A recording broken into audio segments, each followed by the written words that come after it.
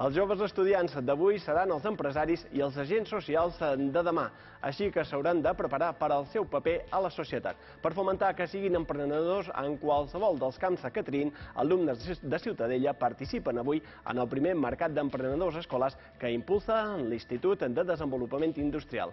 Mercè Pérez, bon dia, com va aquest mercat? Bon dia. Avui la plaça dels Pins de Ciutadella és plena de petits emprenedors i de molta creativitat, perquè s'hi celebra el primer mercat d'emprenedors escolars de Menorca. Hi participen 350 alumnes de primària i secundària de 8 centres de l'illa. Hi ha 15 parades i és que cada grup posa a la venda els productes que ha fabricat durant tot el curs. Hi ha des de plantes fins a punts de llibre, guardioles fetes amb material reciclat, sabons i moltes altres manualitats. Tot això és el resultat de mesos de treball. Els fillers d'educació primària han creat cooperatives i els d'educació secundària ONGs. Han escollit des de la imatge corporativa dels seus projectes fins al nom i els membres de la junta directiva.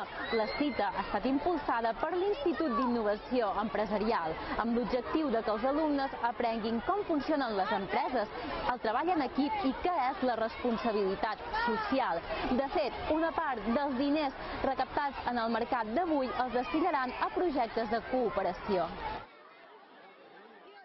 Nosaltres hem fet una cooperativa que es diu Cooperative Market i venem un poc de tot. Destinarem el 10% a una ONG.